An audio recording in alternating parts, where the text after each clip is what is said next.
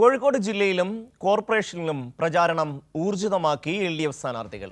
Kozhikode corporation 46-ാം ഡിവിഷനായ ചെറുവണ്ണൂർ ഈസ്റ്റിലെ LDF സ്ഥാനാർത്ഥിയും DYFE നേതാവുമായ C സന്ദേശ് കൈരളി ന്യൂസിനൊപ്പം ചേരുന്നു.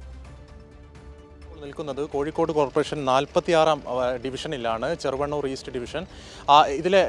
ഇവിടെ മത്സരിക്കുന്ന LDF സ്ഥാനാർത്ഥിയും അതുപോലെ തന്നെ DYFI നേതാവുമായ C സന്ദേശാണ് കൈരളി ന്യൂസിനോട് ചേരുന്നത്. അദ്ദേഹത്തോട് ആദ്യം തന്നെ ചോദിക്കാം, എങ്ങനെയുണ്ട് പ്രചാരണമൊക്കെ? വളരെ ആവേശത്തോടു കൂടിയാണ് പ്രചരണ പ്രവർത്തനങ്ങൾ നടക്കുന്നത്. ഇപ്പോൾ തെരഞ്ഞെടുപ്പിൻ്റെ 1-ാം ഘട്ട പ്രചരണ പരിപാടികൾ നടന്നു കഴിഞ്ഞു. നമ്മൾ 2-ാം ഘട്ടത്തിലേക്ക് വീട് കയറുന്ന നിലയിലേക്കുള്ള പ്രവർത്തനങ്ങളുമായും അതേപോലെ തന്നെ കുടുംബയോഗങ്ങൾ ഇങ്ങനെയൊക്കെ തന്നെ വിളിച്ചേർത്തുകൊണ്ടുള്ള വലിയൊരു ക്യാമ്പയിൻ പരിപാടികളാണ് തെരഞ്ഞെടുപ്പിൻ്റെ ഭാഗമായിട്ട് ഇപ്പോൾ നടന്നുകൊണ്ടിരിക്കുന്നത്. ഒരു വലിയൊരു വിഭാഗം യൂത്ത് പ്രചരണ പ്രവർത്തനത്തിൻ്റെയും തെരഞ്ഞെടുപ്പ് പ്രവർത്തനത്തിൻ്റെയും ഭാഗമായി ഈ തെരഞ്ഞെടുപ്പിൽ വന്നിട്ടുണ്ട് എന്നുള്ളത് തന്നെ വലിയ ആവേശം ഉണ്ടാക്കുന്ന നിലയിലാണ് പ്രവർത്തനങ്ങളെല്ലാം തന്നെ നടക്കുന്നത്. സ്ഥാനാർത്ഥിയുടെ വിജയം ഏകദേശം ഉറപ്പാണെന്ന് നമുക്കറിയാം. ഫറൂഖ് പഴയ പാലം ടൂറിസ്റ്റ് സ്പോട്ടാണ്, വളരെ ബ്രിട്ടീഷുകാർ പണിത പാലമാണ്. അതിൻ്റെ ചോട്ടിലാണ് ഞങ്ങൾ രണ്ടുപേരും നിൽക്കുന്നത്. സ്ഥാനാർത്ഥിയുടെ ജീവിതത്തിൽ വളരെ നിർണായകമായ ഒരു സംഭവം ഈ പാലവുമായി ബന്ധപ്പെട്ടുണ്ട്. അത് നമുക്ക് സ്ഥാനാർത്ഥിയോട് ചോദിക്കാം. എന്താണ് ഈ ഫറൂഖ് പാലവും അങ്ങയുടെ ജീവിതമായിട്ടുള്ള ആ ബന്ധം ഒന്ന് വെളിപ്പെടുത്താമോ? അതൊരു യാദൃശ്ചികമായി ഉണ്ടായൊരു സംഭവമാണ്. 2019 ഞാൻ ജോലിയുടെ ഭാഗമായിട്ട് ഈ പാലത്തിൻ്റെ മുകളിലൂടെ പോവുകയാണ്. അപ്പോൾ നമ്മളെ ഡിവിഷനും നമ്മളെ വീടൊക്കെ നിൽക്കുന്നത് ഇതിന് തൊട്ട സമീപത്ത് തന്നെയാണ്.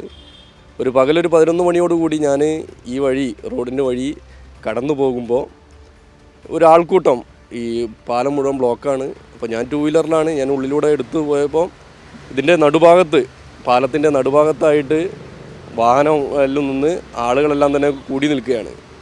അപ്പോൾ ഞാൻ നോക്കുമ്പോൾ താഴത്ത് ഒരു മധ്യവയസ്കൻ മുങ്ങിത്താഴുക. അയാൾ പുഴയിൽ വീണ് മുങ്ങിത്താഴുന്ന ഒരു സാഹചര്യം, ദൃശ്യം നമ്മൾ കാണുന്നത്. ആളുകളെല്ലാം തന്നെ ചുറ്റും ഇങ്ങനെ നോക്കി നിൽക്കുന്നുണ്ട്, അലറുന്നുണ്ട്. മറ്റൊരാളും സഹായിക്കാനില്ലാത്ത നിലയിലേക്ക് താഴത്ത് മുങ്ങിത്താഴുന്ന ഒരു സാഹചര്യം കണ്ടു. സഡൻലി നമ്മളെ ഉള്ളിലുണ്ടാവുന്നത് അയാളെ എങ്ങനെയും ജീവൻ രക്ഷിക്കണം എന്നുള്ളതാണ്. ഒന്നും നോക്കിയില്ല, നമ്മൾ പെട്ടെന്ന് തന്നെ പുഴയിലേക്ക് എടുത്ത് ചാടി ആളെ രക്ഷിച്ചു. നമ്മൾ നീന്തി അയാളെ കോളറിന് പിടിച്ച് ഉന്തി നമ്മളൊരു നടുഭാഗത്തായിട്ടാണിത്. വലിയൊരു ഒഴുക്കുണ്ടായിരുന്നു ആ സമയത്ത്. അങ്ങനെ ഉന്തി ആകുമ്പോഴത്തേക്കിന് കുറച്ച് സമയം ആകുമ്പോഴത്തേക്ക് നമ്മളെ ഈ സൗണ്ടൊക്കെ തന്നെ കേട്ട് തോണിക്കാരൊക്കെ കൂടി വന്നു, ഫയർഫോഴ്സ് വന്നു, നമ്മൾ കരകയറ്റുന്ന ഒരു സാഹചര്യം ഉണ്ടായി. നമ്മളൊരു യാദൃശ്ചികമായിട്ടായിരുന്നു, നമ്മളത് അപ്പം തന്നെ വിട്ടുപോയതായിരുന്നു.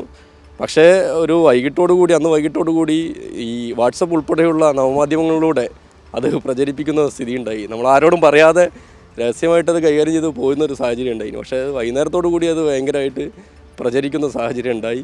ഇതായിരുന്നു സംഭവം. അത് ചോദിച്ചോടെ, ആ ഒരു ചിന്ത എങ്ങനെ പെട്ടെന്നുണ്ടായി? മറ്റു പലരും അവിടെ നിൽക്കുന്നുണ്ട്, അവർക്കൊന്നും ഇങ്ങനെ ഇത്തരത്തിൽ അയാളെ രക്ഷിക്കണമെന്ന് തോന്നിയില്ല. എന്താണ് ആ ഒരു പെട്ടെന്നൊരു സ്പാർക്ക് എങ്ങനെ വന്നു? നമുക്കത് സ്പാർക്ക് എന്ന് പറഞ്ഞാൽ നമ്മളിപ്പോൾ ഉള്ളിലുണ്ടാവുന്ന ഒരു ബോധമുണ്ട്.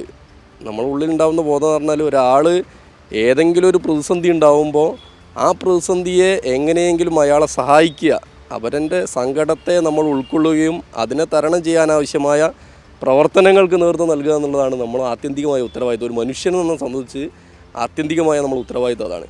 ആ ഉത്തരവാദിത്വം നമ്മൾ നിറവേറ്റുന്നു എന്നുള്ളതാണ്. ഇപ്പോൾ കഴിഞ്ഞ കോവിഡിൻ്റെ സമയത്താണെങ്കിലും പ്രളയത്തിൻ്റെ സമയത്തൊക്കെ ആണെങ്കിൽ തന്നെ നമ്മൾ ഒരു പുതുതലമുറ ആരെയും ആഹ്വാനമില്ലാതെ ഈ സേവന പ്രവർത്തനങ്ങൾക്കും ഇത്തരത്തിലുള്ള ദുരന്ത നിവാരണ പ്രവർത്തനങ്ങൾക്കും നേതൃത്വം നൽകുന്നത് മറ്റൊരാൾ ആഹ്വാനമില്ലാതെയാണല്ലോ. നമ്മുടെ ഉള്ളിലുണ്ടാകുന്ന ഒരു ബോധമാണ് മനുഷ്യനെന്നുള്ള നിലയിൽ.